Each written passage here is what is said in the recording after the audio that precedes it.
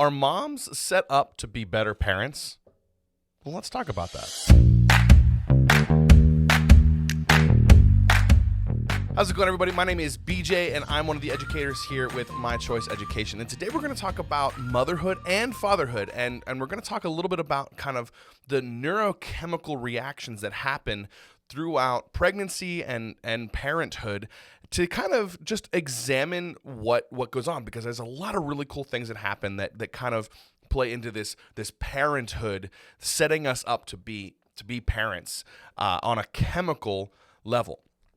The reason why we want to talk about this is because we are a holistic health organization. We talk about holistic health all the time. If you've watched our videos, if you had us in class, if you've come to our clinics, we are all about this idea of holistic health. You hear us talk about PIES, physical, intellectual, emotional, social, spiritual. Well, that applies also when it comes to pregnancy and parenthood. It's not just a physical thing. There's intellectual, emotional, social, and spiritual ramifications as well. And so today we're going to talk about the kind of that neurological, intellectual part of pregnancy. And so we'll start with the mothers. And there's a chemical that if you have watched our videos or maybe you've just learned about them, you might be familiar with. It's called oxytocin. Oxytocin is an absolutely incredible chemical in the human body. It's a little more prevalent in women than it is in men, but both have this chemical. It does so many amazing things. You might remember it as kind of like the love hormone or the cuddle hormone. It plays a huge role in bonding between two partners. If you remember kind of the duct tape experiment that we normally do, it's that chemical that bonds two people together.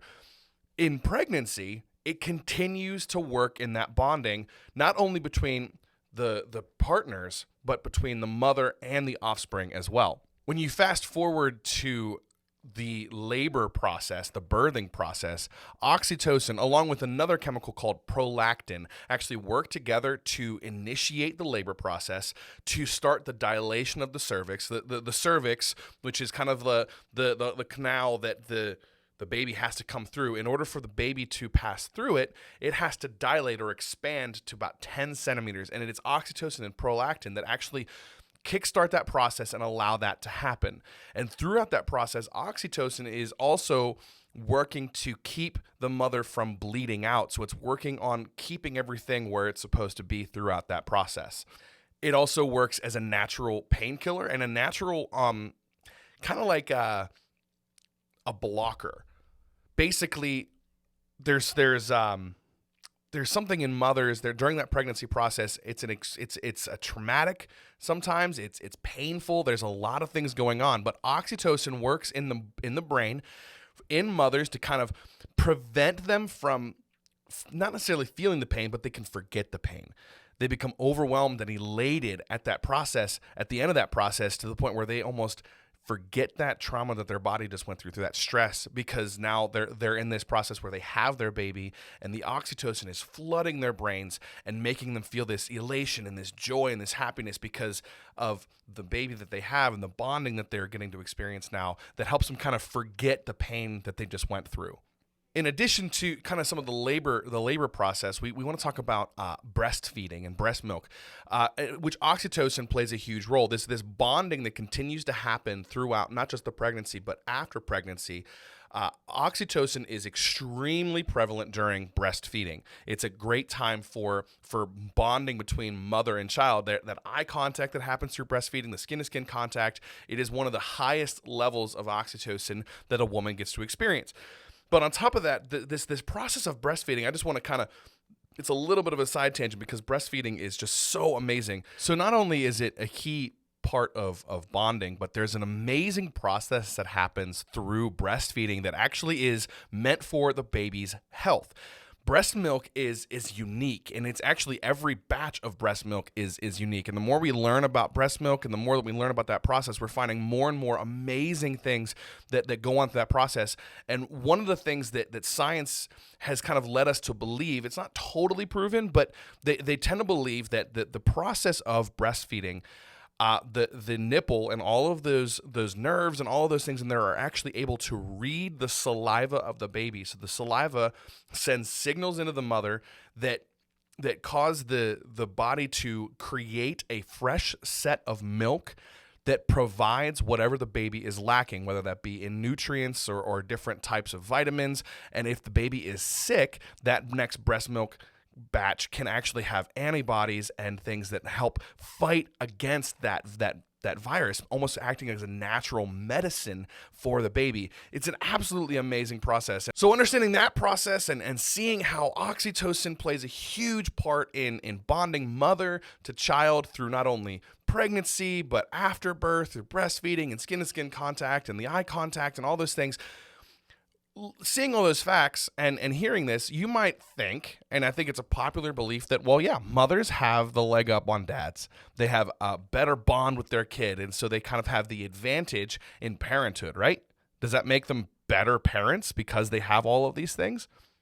So before we answer that, let's talk about the fathers. Let's talk about these chemical reactions in the fathers, because there are chemical changes that happen in them as well through this process. The first thing that we want to talk about is the presence of a chemical called estrogen in men. Yes, that's what I said. Men have estrogen. It's not just something that is in women. And specifically in fatherhood, after birth, testosterone levels, which is something that men typically have, and that's like the big driving force in men, testosterone levels drop.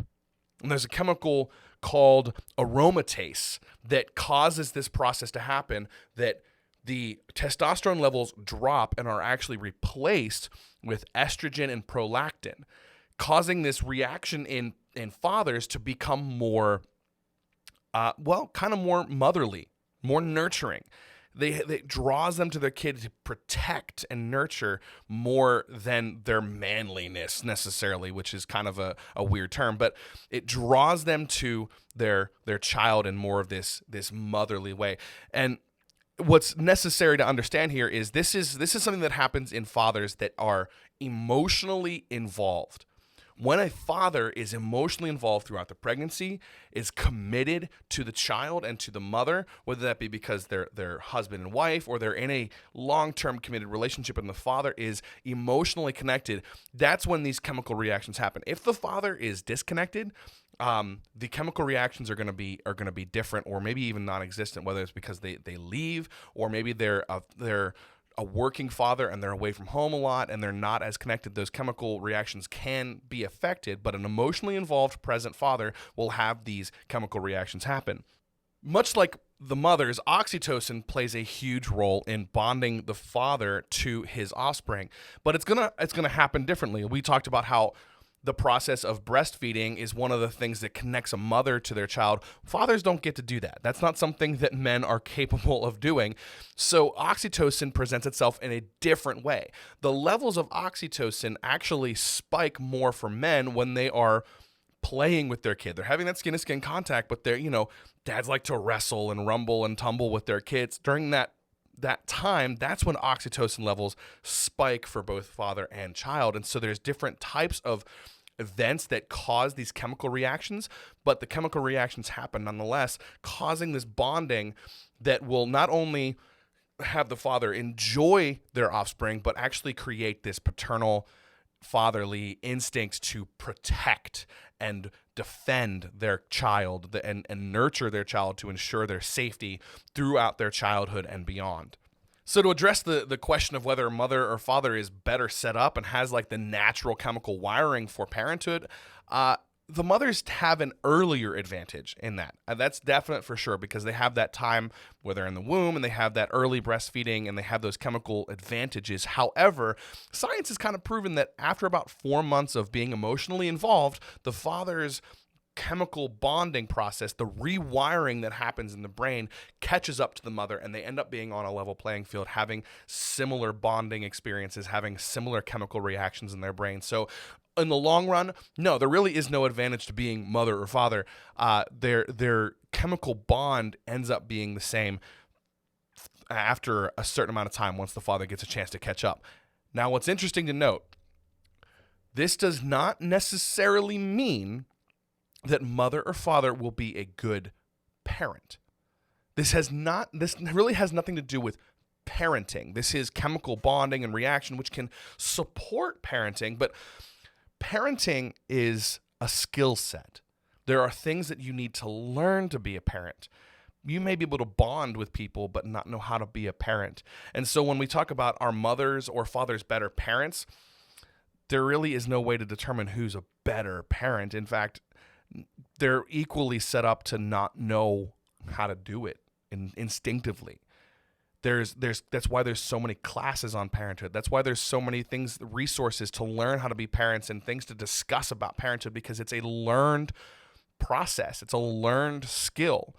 So as you're thinking forward and as you're evaluating your life and figuring out whether or not you're ready to be a parent, you can be encouraged knowing that the chemical reactions in your brain will support the parenthood, but make sure that you're taking inventory and stock of what skills you have and what skills are necessary to be a parent, because those aren't instinctual.